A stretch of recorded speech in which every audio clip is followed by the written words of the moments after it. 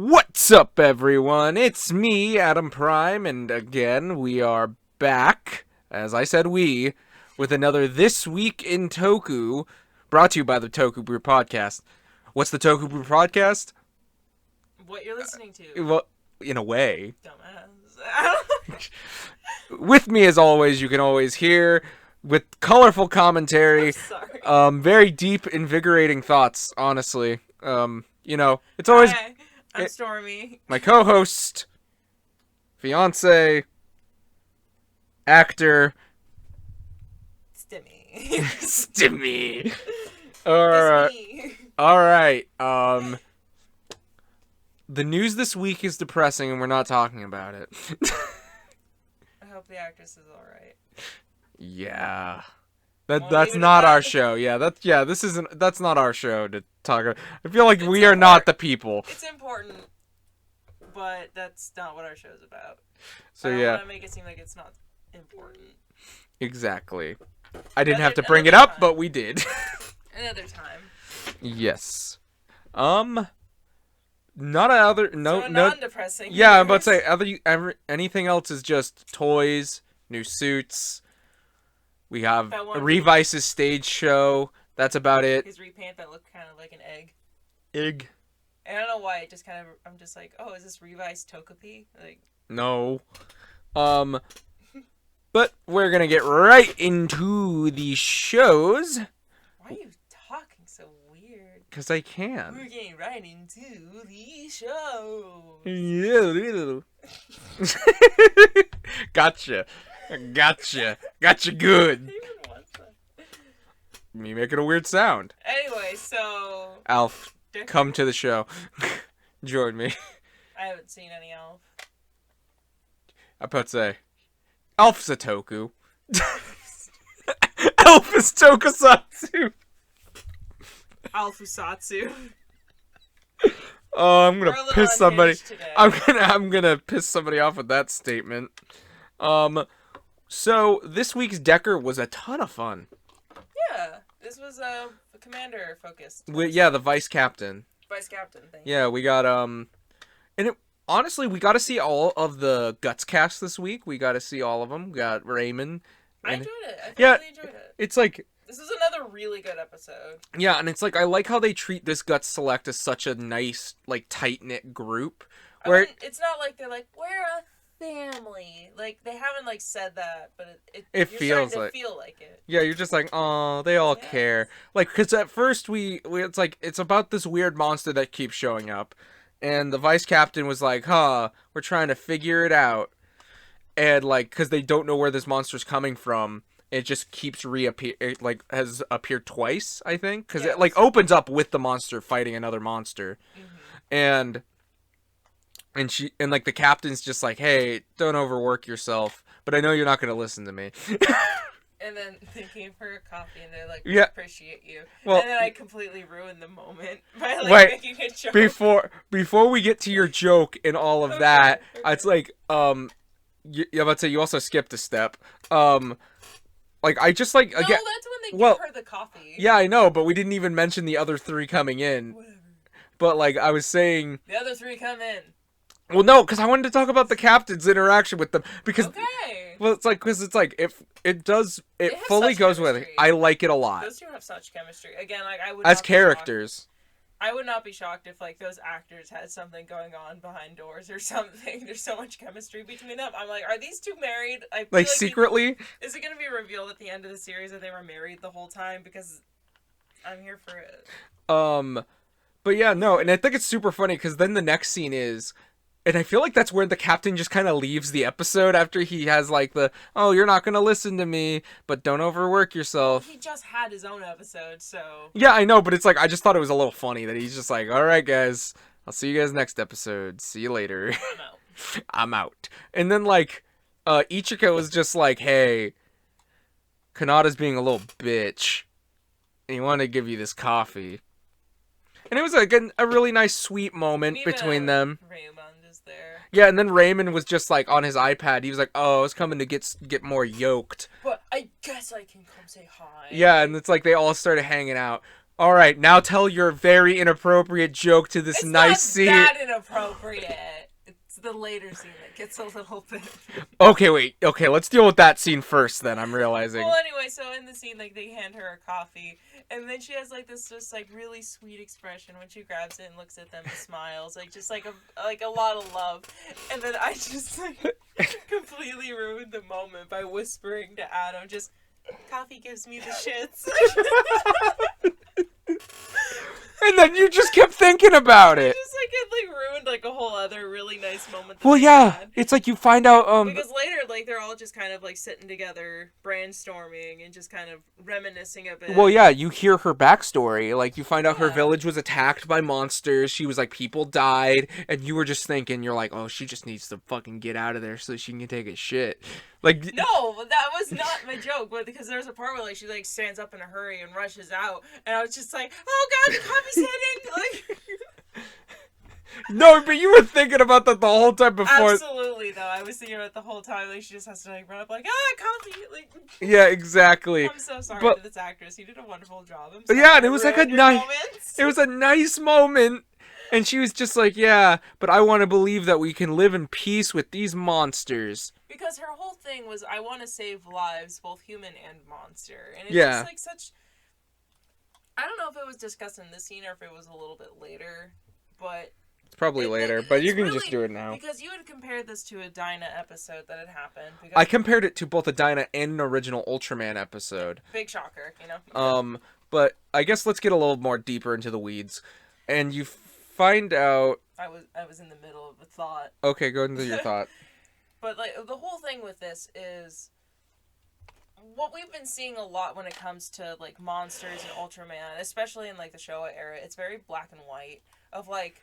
Either, like, because it was like, oh, like, monsters are evil and they want destruction, or, oh, we caused these monsters because of us, you know, innovating, you know, growing, and obviously there's, like, pollution and everything, and expansion, or whatever the word it was that they used, and they kind of put it on its head a little bit, because, you know, obviously we've kind of seen in recent years, they're like, oh, some of the monsters are good, or they're just kind of acting on instinct. Like Zet. Like Zet, like with the Red King? Yeah, with the Red King with its babies. Yeah, and that's like, oh, that kind of opened up that poor Red King died. Yeah. And then that kind of led the way into this, where it's almost even more of a gray area of, yeah, like us expanding as people, like it's a little necessary, you know, to expand, and when we... Again, I feel stupid saying the word expand because it was a very different word. But, like, oh, and as, like, growing as a species and, like, getting more intelligent and innovating, it's like, yeah, like, it's gonna happen. But, like, which part of it is good and which part of it is bad is the part we need to figure out. Like, and... Yeah. Yeah, it's just, it was a nice message. I don't want to, like, completely walk through this episode step by step. But yeah. Because, again, I feel like this is something you need to go and experience for yourself. Yeah, this was a really solid episode. But the gist of the episode, like, there's, like, a person from her past. It was her university teacher and her higher-up. I think this was the original, TPU head monster researcher. But anyway, like, they had an idea of finding a way to control monsters, to fight the other monsters. And, like, you know, basically... Pretty much have Mechagodzilla skin puppets. Basically. And, like, she basically went and told on her and was like, hey, she's doing some dangerous biological warfare shit, and she shouldn't be able to do that. And then they fired her, and then she, like, went missing for years. 5 years. And... This bitch is crazy. And yeah, she's pretty nuts. And guess what? Here she is. She made a new monster... Or an old monster. Like, yeah, because they showed. Yeah, because they showed in the opening. It was like a scene back, I guess, when she was in college or something. But like with the teacher, and she's like, "Yeah, I have this monster," and showed her this like lab where I guess this monster she found that they used the genes of. I'm not quite sure, but yeah, no. And if you're familiar with Ultraman at all,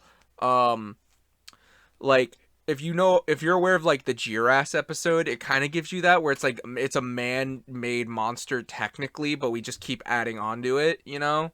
and we could kind of do that kind of thing. Which, if you know who Jirass is, that's the Godzilla with the frills.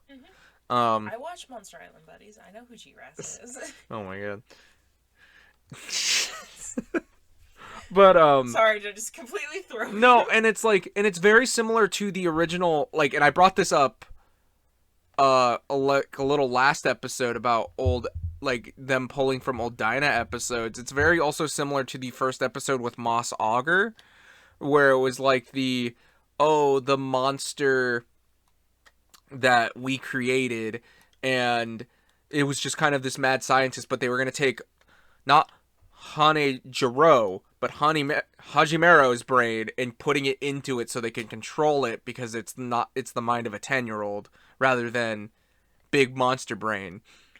So, and honestly, from here on out, this episode got fantastic. It went from a good episode to awesome. Oh yeah, because we get a really, really cool shot, because obviously it's like, oh, she's like, pounce. She tells the monster, like, oh, go, whatever its name is, and then it like starts wrecking the place, and it has her in her hands. And since they're in this like underground facility, Decker transforms. Yeah, it's the show who's right, and like that's the whole thing. And we're both now wondering, does she know Kanata's now Decker? Does she know this now? It's possible. I imagine she does, because like she was in a collapsing building and suddenly she's in Decker's literal hand. And we get a great shot of like this like panning of like the women being held by like the monster's hand and Decker. And it just looked really cool. This is something you have to go watch for yourself. Like, it's unreal camera-wise. Even if like you've been using us as a substitute, which you shouldn't be, but go watch this one. This one like was visually very, very interesting. Especially since this is a show that's so easy to go watch. It's on YouTube for free. Go watch free. No excuses. Legitimately, I should also add. Yeah, and they both put them down, and then they start fighting. And at first it's kind of slow, but like almost being like, "Oh, who's gonna be right?" And you thought the other two, like the two scientists on the ground, were gonna just start fist fighting. Yeah, they start like grabbing each other's hair and slamming each other. I'm like, ah, fuck you, bitch. Yeah. Oh my. It's like, it was a cat fight, but cat fight. But no, the other lady just pulls out a real ass fucking gun. Gun is just like, I'm just gonna shoot you. It always throws me when there's just normal ass guns in Toku, because I'm so used to like, oh, it's a laser blast. Oh, like when Jin shot somebody in the head? Yeah. With a real pistol? It's just like, oh my god. Violence, you know what But then Raymond and Ichiko are just like, no! By the way, I don't know if like the actor unintentionally almost basically hit himself in the face with that gun, or if Raymond just is that determined with like, even bullets can't stop me. Like, bullets can't catch me if I'm fast enough. I really hope you can find some sort of screenshot where it looks like the gun is just smacking him in the face. Well, now I'm gonna say I'll try the best I can. Okay, we'll see. And you know they're conversating, and then they throw the gun to the captain, and she like shoots this like disco ball necklace that she had, because they figured out that was, they're like, oh, that's the control mechanism. And she's like, you fool! Not only was that how I was controlling it, but that was also what was inhibiting it from basically just unleashing this unholy power. Which, by the way, so yeah, it's like it looks like it's shutting down, and you're just like, oh, cool, but then then it starts speeding up, and it's just like Dragon Ball Z level, like. That was very loud, even for me. Oh, I'm sorry. But, dude, sorry, headphone listeners. R.I.P. But oh my god, this was such a great kaiju battle, because this was really fast. Like, I haven't had a reaction like this in so long, of just really feeling the fear and the power behind like a truly powerful kaiju. Not only kaiju, but awesome, like, moments in the fight itself. Like, this was insane. Like, it was so fast-paced. Like, I kept going, like, oh my god, because, like, I just wasn't expecting it to be that powerful. There was a beam struggle. Like, and they were, like, it was arm's length from each other. Like, and, it was fucking nuts, yo. Yeah, and then, like, they explode, and, like, you fucking Hanejiro is just like, no! He, like, yells his name, which makes me wonder if anyone was listening. Is like, yeah, the captain's like, what the fuck? Anyway, we thought he was gonna, like, wear it, like armor suit. Because it, like, grabbed the Guts him. Falcon, yeah. It, like, grabbed him, and he was just like, haha, and It reminded me of something, but I couldn't quite place until you said it, and it reminded me perfect. It was like the perfect fit. Of Woody from Toy Story getting flown around by Buzz at the end before they go into the van. I was like, oh my god, that is exactly to what that infinity and beyond. Stop flying! It's falling with style. These jet thrusters say otherwise, Kanata. This honey jar says otherwise. But man, it was a good episode. It's a great fight, good episode. And like the story, like the character, the drama. Such a good the savageness of Hanejiro. Oh no, Hanejiro giving Kanata at the end. It's Hanejiro, by the way. Honey jar. We just started calling him Honey Jar. But and also I had pointed out, like, I really like that the higher ups in this have a little bit more of like that modern take on like how people that like young person mindset. Yeah, like usually it's like there's the older people like, no, it's always been done this way, therefore that is how it's done. We have to destroy the monsters. Like, but what if we could live in peace? Is usually what the young people say. And I kind of love that the captains and commanders and the higher ups in this have such like an understanding of like just we can relate to them now, which is so nice. Like they care about others. They're willing to like bend the rules a little bit. They're willing to be flexible and work with like the people below them because like they respect them. Well, they're like, yeah, what if we could live in peace with these monsters? Which is just, it's really refreshing. It's instead nice. of having to enslave them or create them to be under control, or kill them, which it's really a good thing. And it's something like, it's interesting that you say that because it's like the younger people and the idealistic stuff like that, where it's like, we're not saying like, oh, she's like, it's not like it's somebody who looks like a grandma saying this, but it's somebody who's definitely more older and more in power. But like, that's something in Tiga, Dinah, and Gaia. Like, I haven't seen a lot of Gaia, but in like all of those, but the young people are always like that, oh, we can believe more, and it's always that older person being like, haha, I'm gonna help these children. Like, it's just like, it's never like they're up forward their dream. They're more treated like they're actual people rather than a character. Exactly. It's like this is a real thought somebody would really want. Yeah, it's like, it's not just, oh, well, they're the commander, therefore they fall into these rules. This is the things that they typically say. This is their purpose. No, they feel like actual people. I love both the captains. Yeah, I love this whole cast. Like, I love how they interact with each other. And now that I've gotten to know them a lot better, it's just like, and the fact that let's learn what each of these characters are like basically like stream that we've been going on, I've enjoyed them. Like, I haven't been bored. I haven't thought that any of them have been like useless or fluff or anything. Yeah. Like, I've legitimately enjoyed that. Some of them are my favorites now.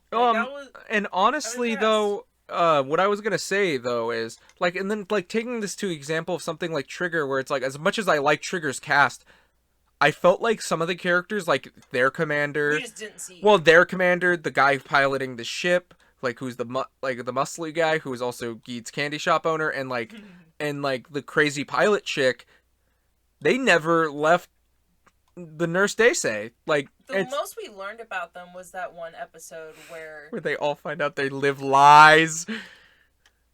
What? I'm talking about the one where it's like, oh, they get like what they've been wanting, or that's what that. Oh, okay. That is what I'm talking. Okay. Yeah, like that's probably the most that we ever really learned about them in their personal lives, and it's kind of nice to basically get the opposite. Yeah, it's like it really can get you attached to this cast, and it still be a good cast. Yeah.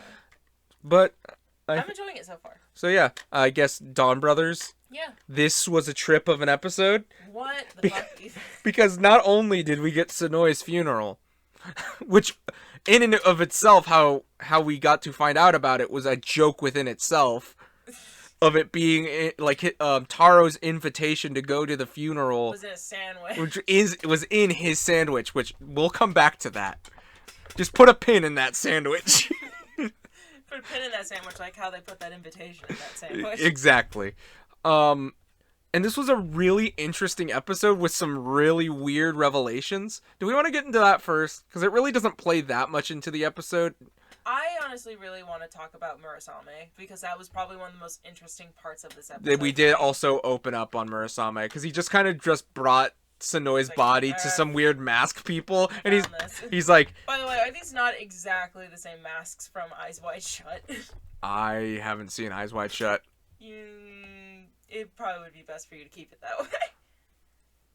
So, about to say, so, okay. Anyway, so he's like, here, down in the comments if you've seen Eyes Wide Shut. No!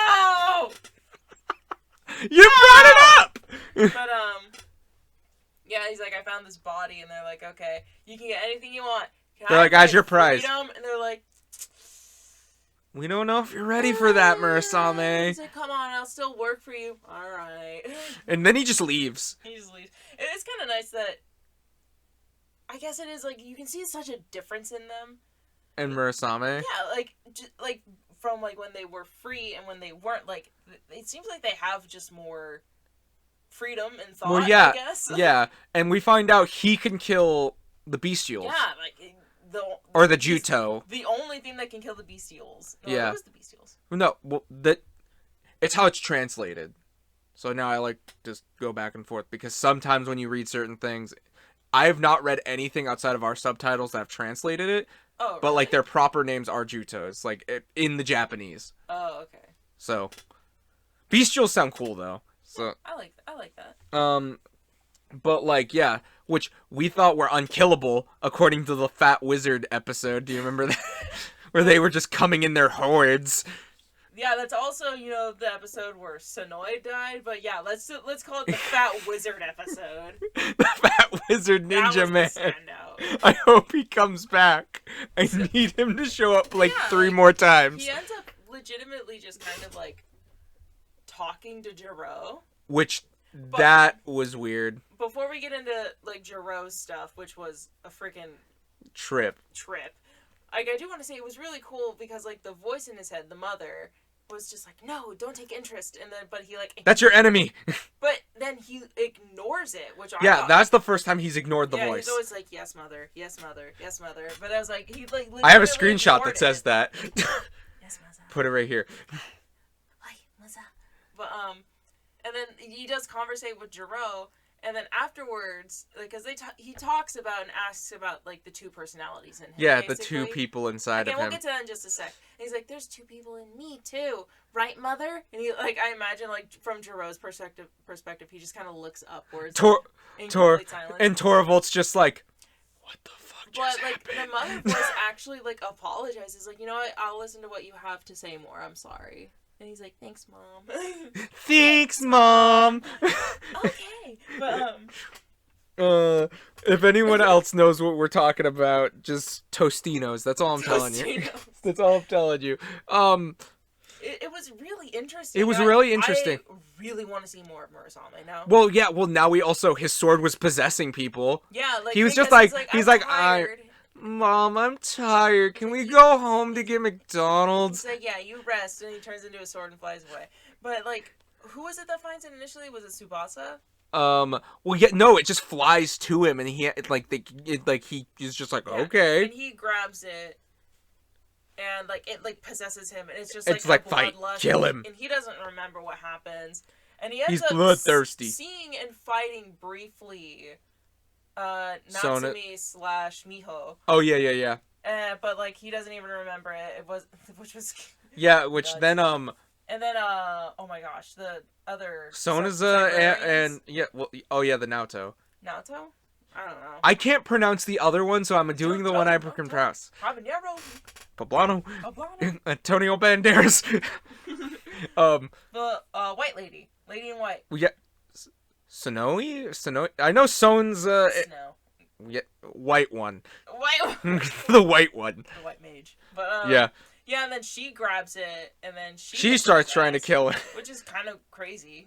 And, do you want to talk about Jiro next, or do you want to go to the funeral? I feel like Jiro would probably... Let's save the funeral for last. I feel like saving the funeral for last. So, Jiro fucking bamboozled the hell out of us. Yeah, we now find out who the technical true Jiro personality was. And of all of them, Feral Jiro is original Jiro. That is who he technically was born as. Yeah, like when he came to Earth on the peach, he had his eyeshadow on. He was ready to go. And he was just like, I was ready. He was literally, he's like, I was ready to eliminate and rule over all, like, some weird super villain ass shit. And then we see, like, his friend that he, grew to have. And just like, oh, they treated him nicely. And, like, it's just like he kind of just, the Jiro they split. That we know they popped in. Yeah. And he split. And then he was... was it really even explained why? It was just I would have to rewatch it. Like, I'm not quite sure. I don't think so. Not that I picked up on this, like, first watch. Like, but nothing, like... But it was really interesting. Just, like... Because you would assume that the Jiro we've been following, the happy-go-lucky... around more. Yeah, especially since they're the ones in control. Which I now guess makes more sense. Where it's like... Fucking... I'm just gonna separate them by their names. Like, Toravolt Jiro is a tiger. A real animal. Yeah. And the Jiro that was created is a dragon. That's something that's not real. I don't know if there is any point to that, but that's kind of how understand it in my head. If it was unintentional, that's still pretty cool. But like, yeah, no, and it was just like one of those things where you're just like, the fuck? Like, as soon as you hear it, you're like, wait. Mm-hmm. Like, you're like, wait, hold on. You're telling me that the one who wants to murder everyone... I thought they were going to make a connection to be like, oh, they're both like Dawn Clan experiments or something, and that's why there were two Jiros. Yeah, I said something along the lines of like, oh, what if, because they created the bestials, like, to basically try and like have like an alternate food source to humans, and they went out of control, did they make Murasame to try and defeat the bestials? And yeah, we don't fully know that answer yet. We don't know if he was created, but we're getting towards those answers. We're getting there. But I thought the Jiro stuff was really interesting this episode. Honestly, the 3 layers of this episode were like a really good layered cake. Yeah, it was really good. And it was all very spliced in really well. Yeah, it never felt like one got too much screen time over the other. So are we going to the funeral now? Yes. So when he accepts and he decides he's going alone. Oh yeah, wait. First there's a gag of like the fucking invitation not working right because the sandwich sauce got all over it. Yeah, and it basically is just like, help me, Obi-Wan Kenobi, you're my only hope. Pretty much, yeah. And he accepts and he decides he's going alone, and then he teleports there and he's in a bath. Yeah, he's immediately in a bathtub because they're doing a purification. Yeah, and like, first of all, you remember like the white dancing ladies that always have like, that I mentioned, like, oh, I want to know more about them. Well, they're there, but they're in black, so there's some sort of semblance. Wait, I'm realizing, I'm actually realizing, what if instead of what we were thinking of, like, oh, it's like alternate versions, what if it was just because it was a funeral, so they were mourning and have to wear black? I didn't even think about the fact that it was a funeral, but... I just thought about that. I thought it was like, oh, maybe it's the same ladies, but they wear a different color in here because they're opposite, but I didn't even think, oh yeah, it is a funeral.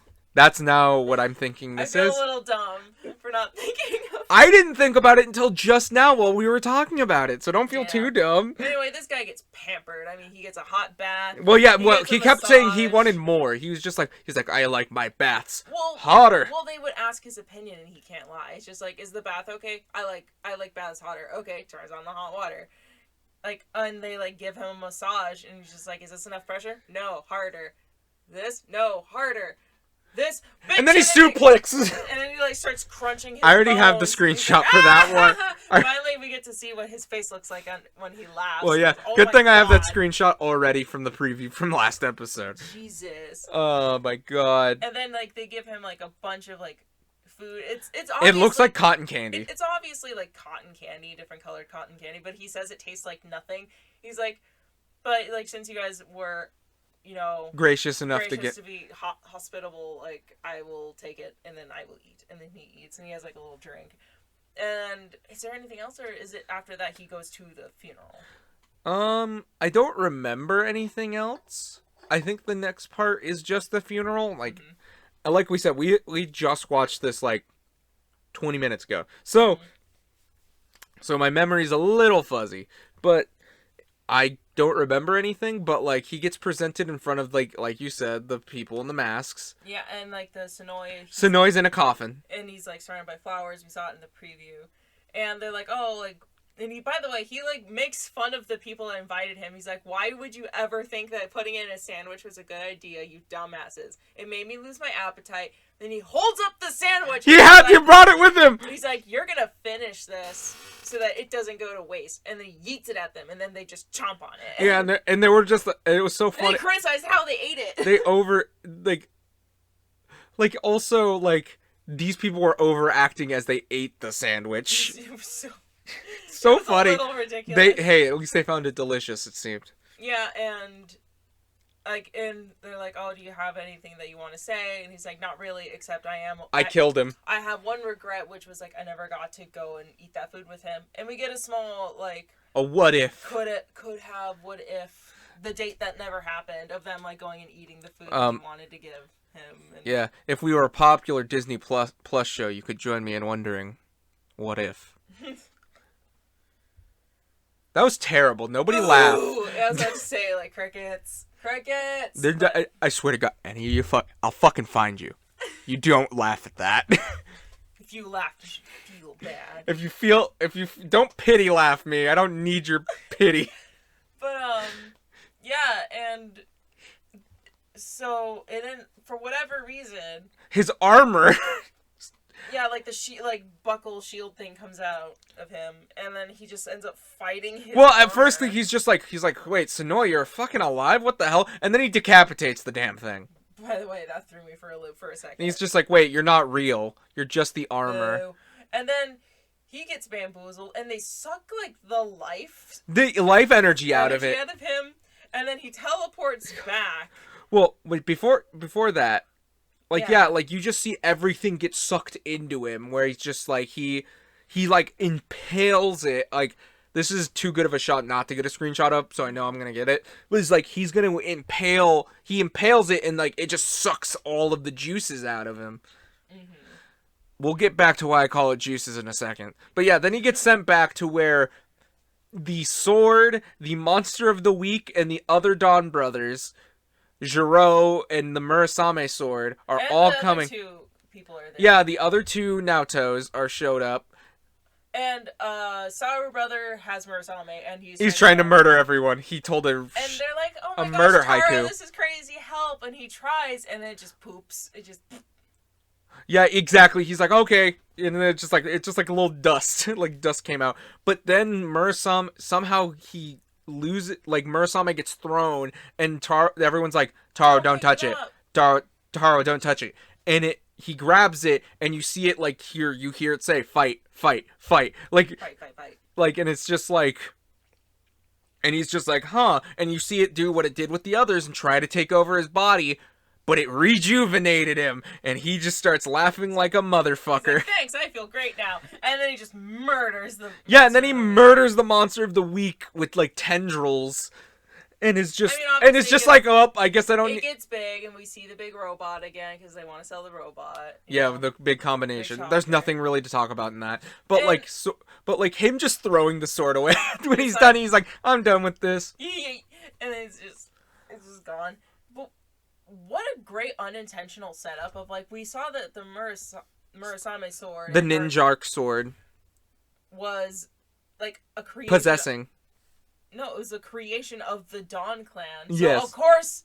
Or an imitation Dawn Clan, but, like, whatever. Like, of course, like, you know, the person that is from the Dawn Clan wouldn't be affected by it and probably would be given power from it, if anything. Yeah. It's like, wow, we didn't even think about that. That's really freaking clever. I think that's really interesting. Like that's something I picked up on. Like, I was just like, oh.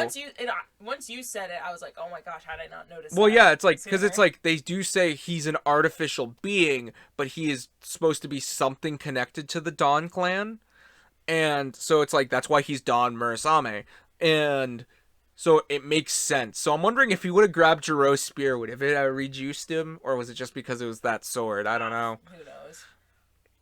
I think it was really interesting, honestly. There were so many moving parts. Again, getting back to the goo. Just them talking was just so interesting. Like, not a lot was going on. It was the most we've seen him talk. I can't believe we we didn't mention this, but Jiro, or at least Torvald, when he was like fighting Murasame at first, he's like, "Oh, I smelled it. Like you're sad. You want to die."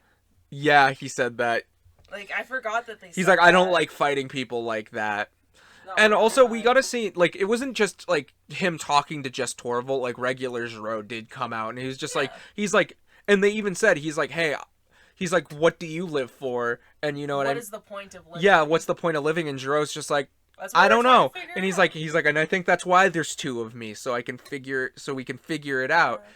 And it's like good stuff, man. That conversation was probably the favorite part of the episode for me. I don't know. The funeral was pretty fucking funny.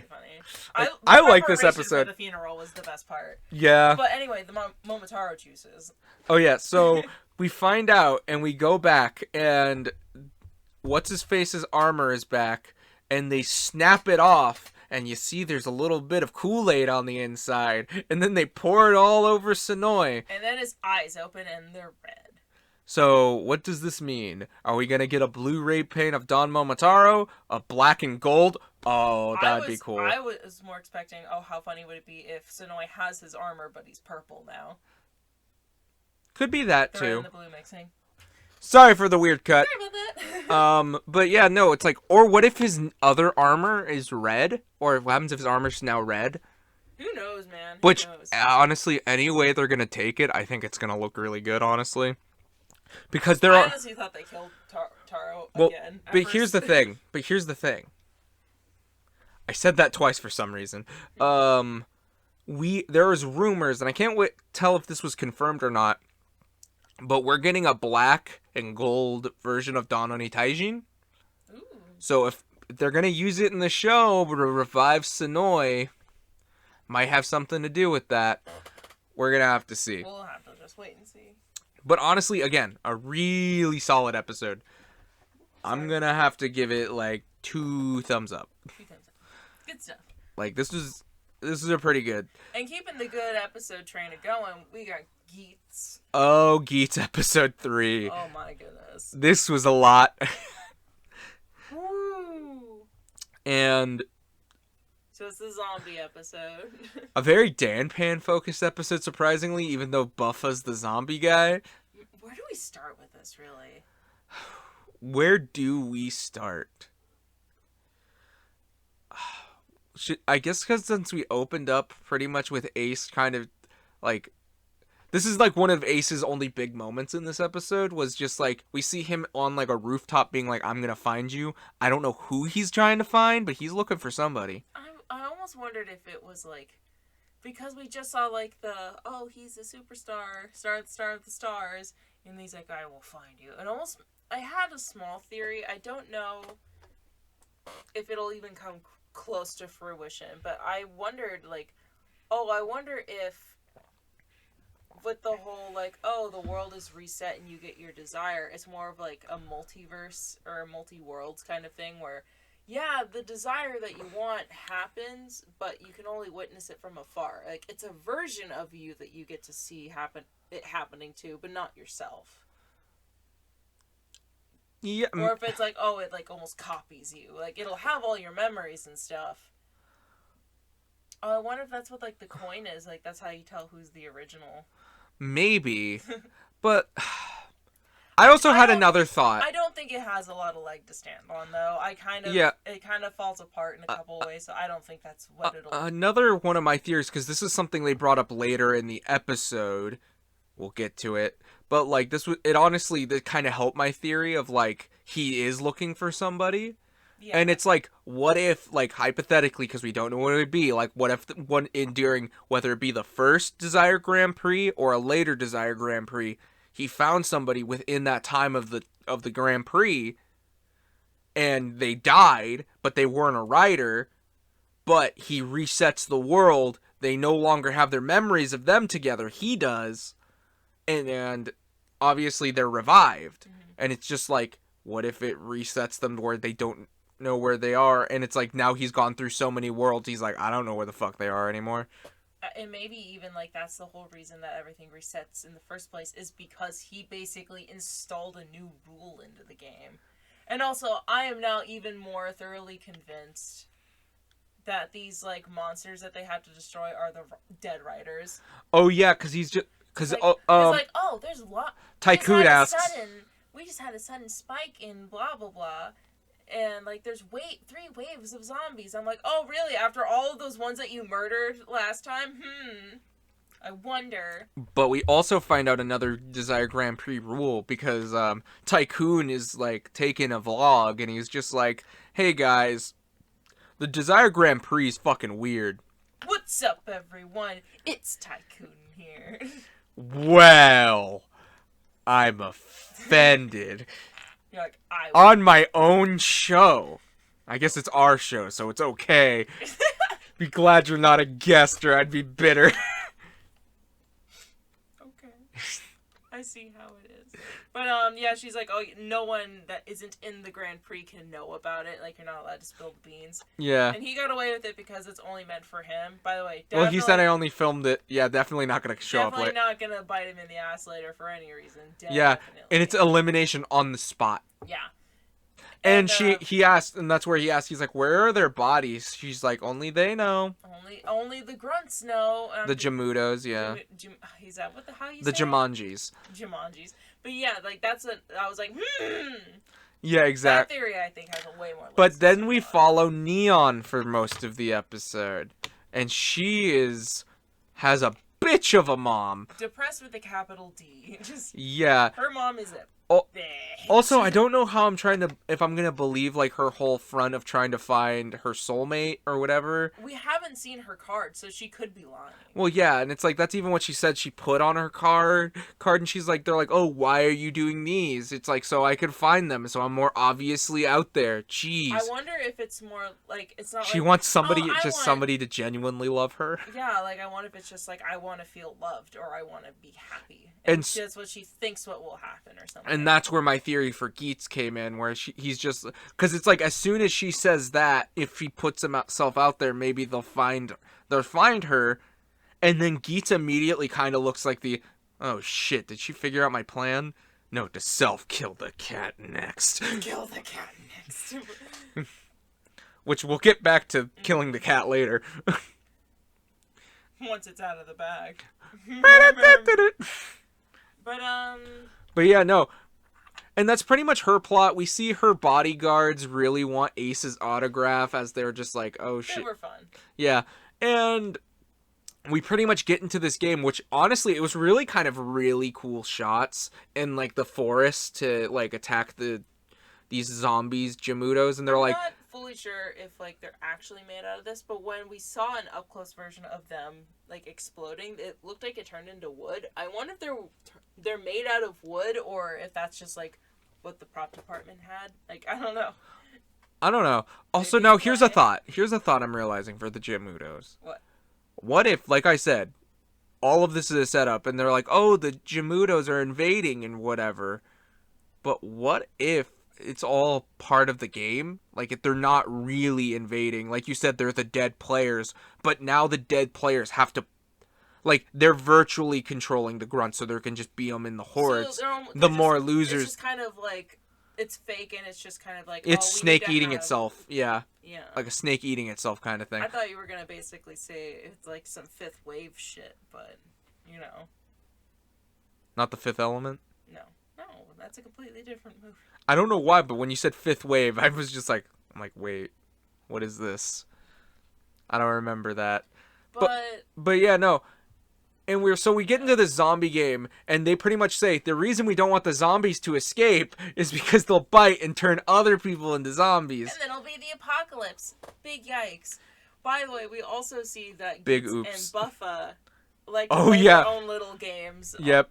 Like, oh, hey, like, I'll give you this if you can do this. You think you can beat me? Like, just like their own little, like, betting pools and stuff. Yeah, he's just with, like, their buckles, and it's kind of fun to see. Yeah, he's like, hey, the person with the most points at the first round, if I win, you give me your zombie buckle. He's like, I'll take your 2 shitty buckles. Fuck you. But, and like, it was kind of funny because we also get a lot of Danpan focus this episode. Yeah. All of our assumptions of him being a creep Basically, 100% true. If anything, it was worse. Yeah, if anything, it's worse. Because, like, he basically is, like, when we said, like, oh, he's basically Michi. Mad Michi Oja energy. Basically, yeah. Actually, more Oja than Michi at this point. Because we learn what his desire is in this episode. Okay, do we want to get right away to open that can of worms? Like, I mean, they're fighting the zombies, and, like, obviously some stuff gets, like, you know, kind of a little crazy here and there. We see Geets is continually using his pipe. And... Which, by the way, they were all set in pairs other places. By the way, I loved, like, a lot of the cinematography in this episode. Oh, yeah, There's yeah. some really good stuff. Also, whoever scouted this area for the zombie, you need a raise. It was perfect. It was wonderful. Yeah, it was really cool. But we learned after one of the waves, Panda Bitch, Mr. Michi himself, was bitten. And guess what? Rules are still the same when it comes to zombies. He's going to turn into one. And this is where we learn, oh, this guy is legitimately dying in front of us. And... Well, wait, that's at the end. That's in the middle of the round, though. Well, yeah, I mean, but he's still dying. Like, well, yeah, but before... Well, okay, wait. Well, I'm trying to get to his desire. What else do you have to say? Well, there's a little bit of stuff before that, because it was just him being, like... Because they were all set up in the pairs, but he was sent with Nyago. And she couldn't kill any zombies because she didn't think smart enough to aim for the head. And he was kind of leaving her to die. Let's set that up. He's kind of a dick to her. Specifically. Mm-hmm. We'll get to that in a second. So when the first round is over, after Geets pretty much wins that first round, and this is pretty much is like, fuck you, Buffa, I'd have your chainsaw sword. Which, by the way, the pity water pipe is hilarious. I love it. Yeah, just him. I weirdly love it. He's just like, I'll give you this one. Just as a treat Buffa to you. with the fucking water pipe was actually really funny. She just looks so mad. Well, yeah, he's just like, I fucking missed my chainsaw sword. But yeah, then once he kicks some zombie ass. Yeah, and then we go to round 3. After Danpan and Buffa, Danpan wants an alliance. Yeah, he's all like, "Oh, I'm so sorry. I was mean to you. Let's be teammates, and I'll be a bodyguard, and we can farm some points together." I was talking about Buffa at first when they were in the hallway. But yeah, then round 2, he's just like super nice to Nyago for whatever reason. After being a fucking freak in the fucking pre-game thing, just being like, "Fuck all of you." Yeah, he tries to murder her. Big. Yeah, he literally just starts shooting her, and they're like, "Hey, if you attack another player, your points will get lowered." And then he just kept trying to shoot her, and then, like, literally brought her to a zombie horde. Just to be eaten. And Geets comes in, saves the day with his chainsaw, because he won. Yeah, because now he's a zombie. And you see why I thought you had already been to this point, because this is when he has the zombie buckle. Earlier, he had to get the points to get the buckle. Do you see why I was confused? Yeah, I can see. But, yeah, and he basically completely outs him of just, hey, you can't do that.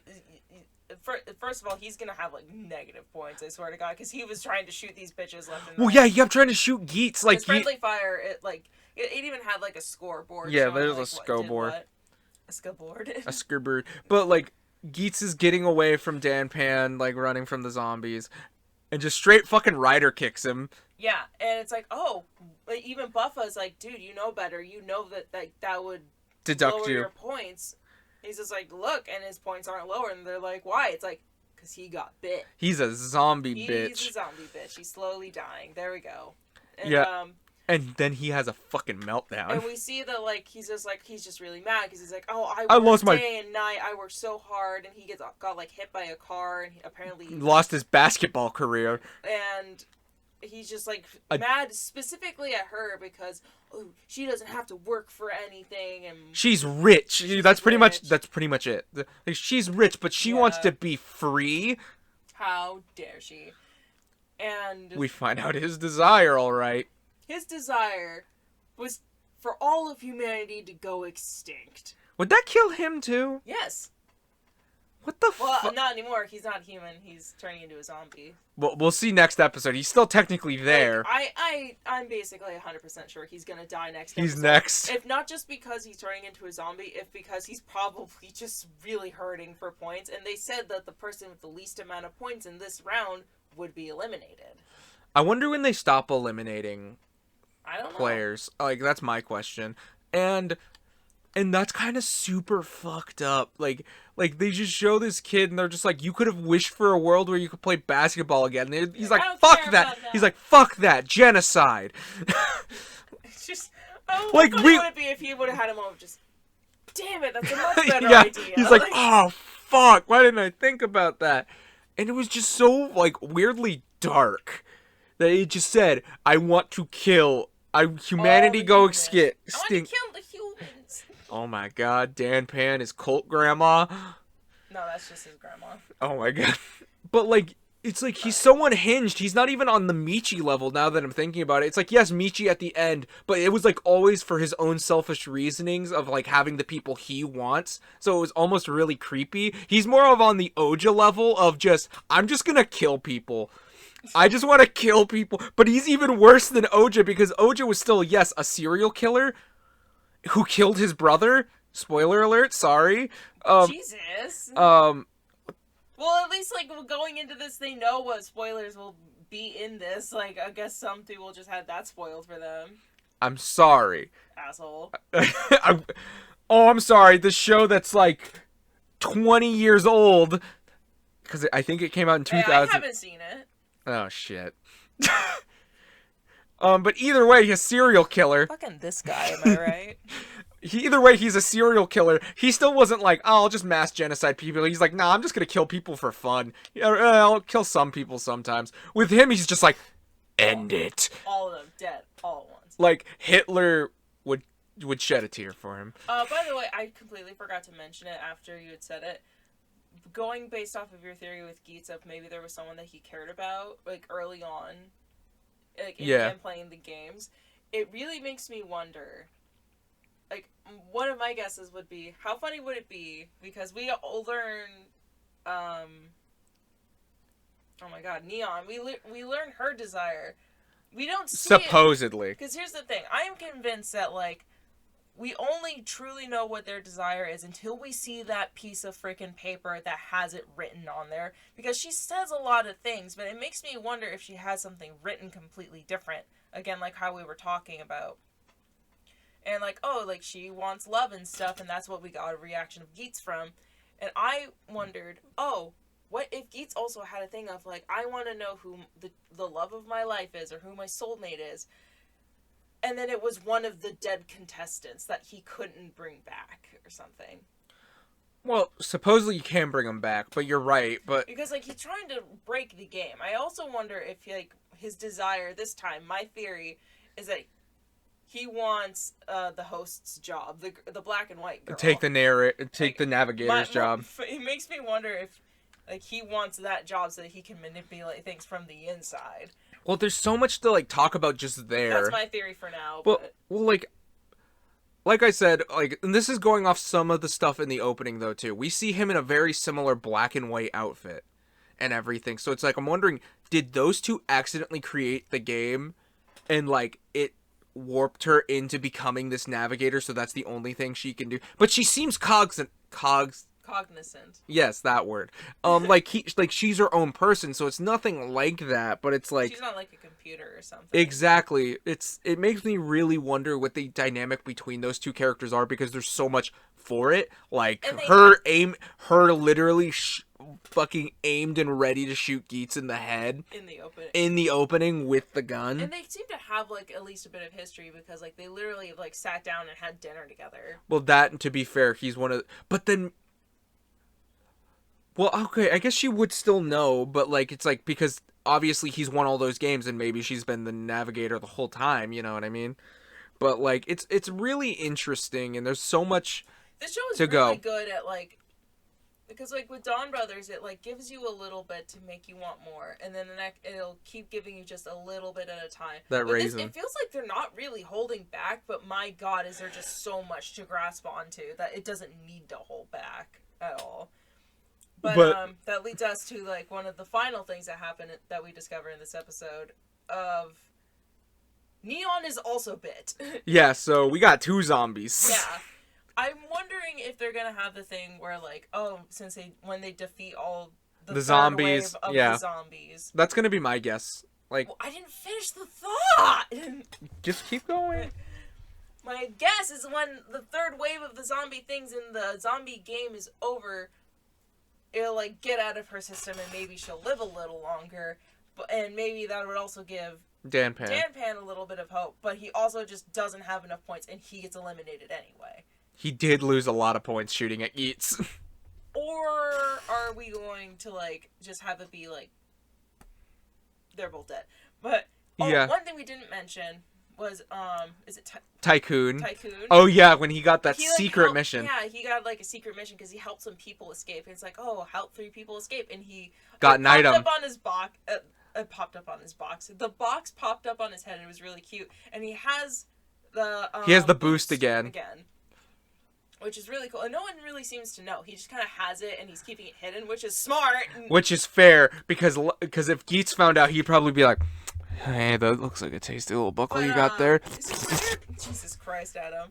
But since we're near the end of the episode, I feel like it's okay if I mention something in the preview. Something I literally put together while we were talking earlier, and I don't know if you saw me like staring up into space for a moment, because I had a moment. He got boost, and we see Neon using boost in the preview. God, Tycoon, can you keep a hold of that damn thing? God, just use it yourself, motherfucker. But because we do see her use boost, and it looks really cool. But yeah, because she has the hammer too. We're just gonna have to see how that plays out. And I'm very interested. Like I want to know what other secret missions we're gonna get. You know what I mean? Mm-hmm. Where it's like there's just so much in this show that's constantly kind of moving. And it's like it makes you have to wonder what the fuck's gonna happen next. But like, it would be a really ballsy if we did lose Danpan and Nago.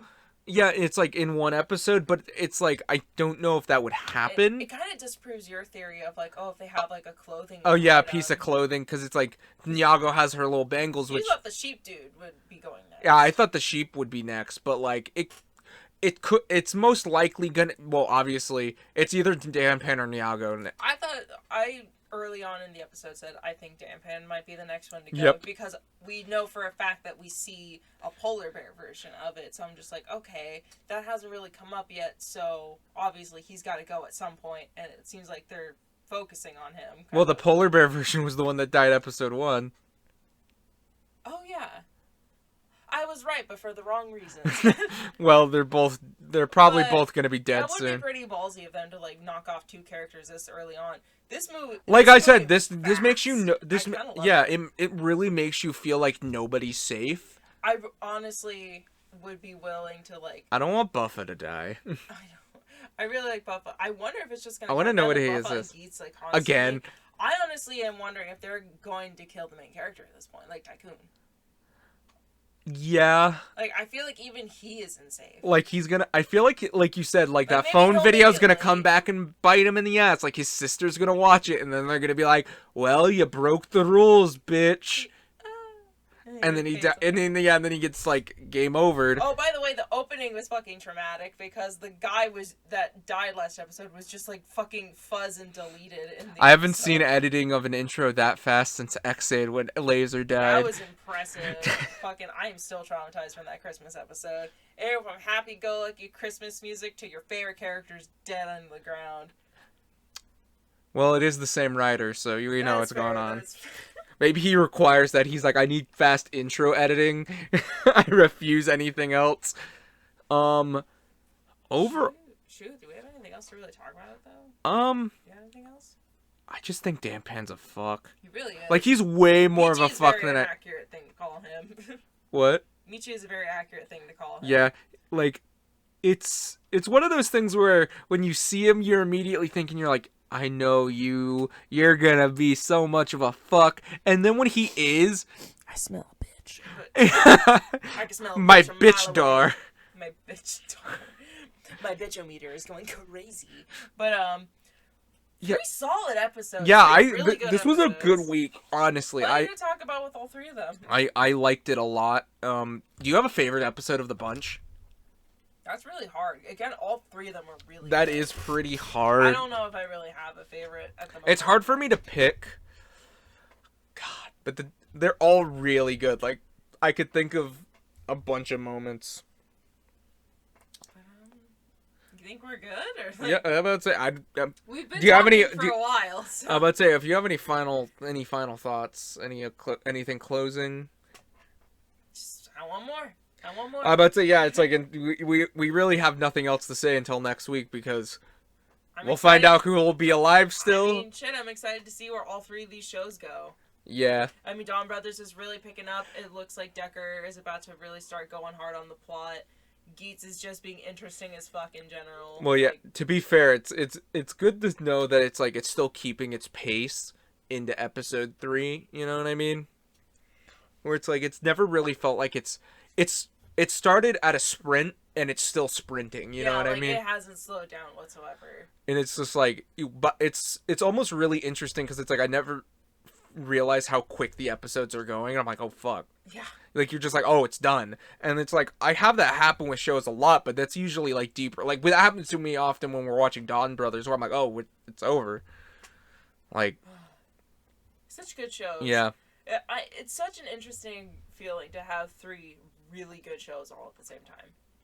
Usually, or at least that we enjoy all at the same time. It's just so nuts. It's really nice. I love it. It's nice been a while. It's been a while. I'm about to say, it is a good year. It's been a while. Toku fans are eating good this year. Unless you're not liking any of these, I'm sorry. Who are you? And you're probably not listening to this show. I imagine you're not, but hey, if you are, tell us why. I'm interested. Yeah, it's like what is it that you're not liking? We will not attack you. We promise. It genuinely just like curiosity. Genuinely curious. I'm like a cat. I will die from my curiosity. Like most things. Yeah. Yeah. Well, we're just kind of rambling at this point, so... Thank you so much for listening. And until whatever we do next, which we're getting into spooky season... Oh yeah, bitch, it is spooky season now! It is my time to shine! So expect actually another episode of the TokuBrew regular edition. Yeah, This Week in Toku has far outran the actual... main podcast. We're almost, we're gonna be at, 30. Isn't that weird? The other one will be at, 5? At most. Yeah. Anyway, stay tuned for that. We have some good topics coming your way. Hopefully I don't have to split it in parts again. Oh my gosh, yeah. You might have to with some of the subjects that we have. Oh god, I'm just remembering what some of them are. Okay. We'll save that for the main show. Talk about. Alright, we'll save that for the main show. And until then, or until whatever else, bye. Bye.